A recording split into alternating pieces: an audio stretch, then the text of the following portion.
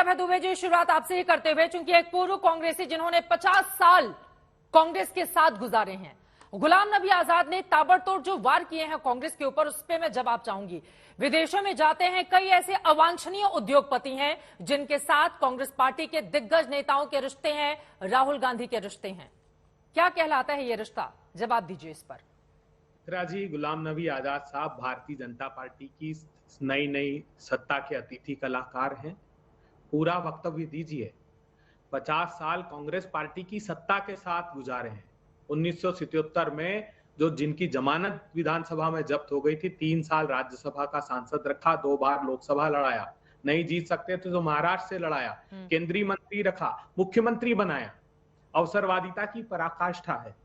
जब राहुल गांधी जी 7 फरवरी को ये सवाल पूछते हैं कि क्यों प्रधानमंत्री जी श्रीलंका जाते हैं और अडानी जी को पावर प्रोजेक्ट मिल जाता है, क्यों बांग्लादेश जाते हैं और वहां पावर प्रोजेक्ट मिल जाता है, क्यों ऑस्ट्रेलिया जाते हैं और माइनिंग के प्रोजेक्ट में एसबीआई गारंटर के रूप में सामने आ जाता है, क्यों प्रधानमंत्री जी इजराइल जाते हैं और पेगासस की डील की चर्चा हिंदुस्तान में होने लगती है, क्यों प्रधानमंत्री जी चीन 9 बार चीन का दौरा करते हैं, 18 मुलाकातें चीन के राष्ट्रपति के साथ होती है। आज जब हमारे गृह मंत्री जी अरुणाचल प्रदेश में हैं तो 3 बार 2017 से लेकर आज तक अरुणाचल प्रदेश का नया नामकरण कर दिया।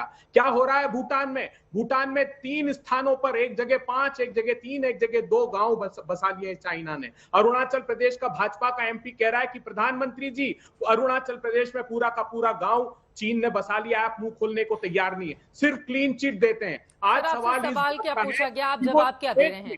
सर, गुलाम नबी आजाद का सवाल मैंने आपसे पूछा है, वो तो बीजेपी के नेता तो है नहीं, 50 साल जिन्होंने कांग्रेस में गुजारी हो वो सवाल कर रहे हैं। गुलाम नबी के उनके सवालों पर जवाब देना। आपके रिश्ते विदेशों में हैं, उनका नाम लेने से आप लोग बचते हैं उद्योगपतियों का, और देश के भीतर आकर अडानी पर सवाल पूछते हैं, वो तो सीधा निशाना साध रहे हैं।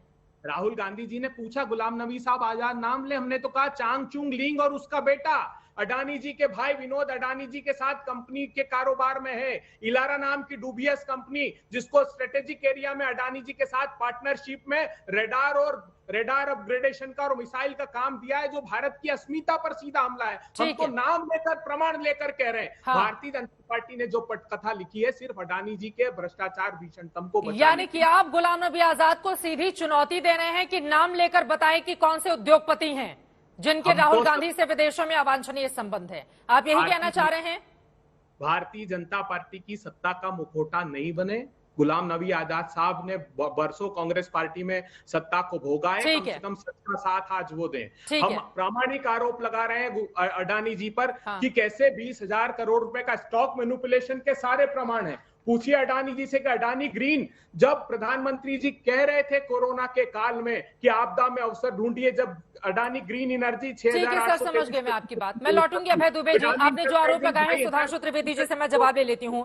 सुधांशु जी, राहुल गांधी की ओर से भी सीधा लिखा गया है, सच्चाई छिपाते हैं इसीलिए रोज भटकाते हैं। सवाल वही है, अडानी की कंपनियों में 20,000 करोड़ बेनामी पैसे किसके हैं? वो कह रहे हैं तू इधर उधर की ना बात कर, सीधे अडानी पर ही जवाब दे।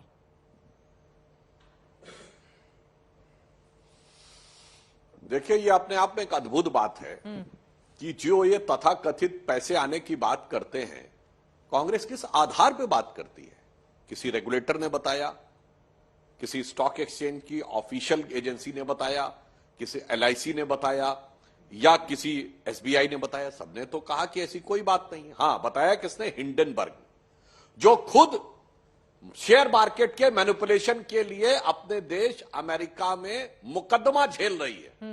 अब क्या कहा जाए, उधर वो उनकी फितरत, इधर इनकी फितरत, मतलब दोनों मौसेरे भाई मिलके झाल बजा रहे हैं, एक साथ समुंदर पार उधर से, एक साथ समुंदर पार इधर से। यहां पर सवाल हम ये कहना चाहते हैं, मुझे तो बड़ा आश्चर्य हुआ अभय जी जो बोल रहे हैं गुलाम नबी आजाद साहब के लिए, मतलब अचानक गुलाम नबी आजाद साहब में 50 साल बाद सारी अयोग्यता दिख गई। तो मैं पूछना चाहता हूं, यदि आपका वक्तव्य सही है तो कांग्रेस किस आधार पर लोगों को टिकट देती है? कह रहे विधानसभा जीतने की हैसियत नहीं थी, 3 बार राज्यसभा दिया, राज्यसभा में नेता प्रतिपक्ष अभी थे मात्र कुछ महीने पहले तक। तो अभय जी बता दें, क्या अयोग्य नेताओं को आप इतना आगे बढ़ाते हैं? और बढ़ाते हैं तो क्यों आगे बढ़ाते हैं? इसका जवाब चाहिए। या उनकी सारी योग्यता आपको अयोग्यता में नजर आने लगती है जिस दिन एक असुविधाजनक बयान आ जाता है। अब हम एक बात और कहना चाहते हैं, चलिए आज बोला है ना गुलाम नबी आजाद साहब ने। ये बताइए, इससे पहले भी एक बड़े सीनियर नेता थे, गांधी परिवार के बहुत लॉयलिस्ट थे, नटवर सिंह जी, वहां भी एक विदेशी नाम आ गया था। वोल्कर रिपोर्ट 2006, याद है? सद्दाम हुसैन से सीधे तेल के कूपन कांग्रेस पार्टी के पास आए थे, नेता के पास नहीं, कांग्रेस पार्टी के पास, और नटवर सिंह जी को इस्तीफा देना पड़ा था। और उसके बाद नटवर सिंह जी ने one life is not enough अपनी किताब में सारा विस्तार से लिखा है। अगर बहुत साहस है कांग्रेस में तो नटवर सिंह जी को चैलेंज कर दें, जाके कोर्ट में मानहानि का मुकदमा दर्ज कर दें कि यह गलत है। मुझे समझ में नहीं आता है ये वोल्कर रिपोर्ट वाले वोल्कर हो, या क्रिश्चियन मिशेल हो, या अगस्ता वेस्टलैंड वाला गाइडो हेस्के हो, या बोफोर्स वाला ओटोवियो क्वाट्रोची हो, हाँ। या यूनियन कार्बाइड वाला एंडरसन हो, ये विदेश के किसी न किसी बिजनेसमैन के साथ पिछले 30-40 सालों में, एंडरसन वाली घटना तो दिसंबर 84 की है ना, भाजपा 2 सीटों वाली पार्टी थी, आपको याद होना चाहिए अभय जी।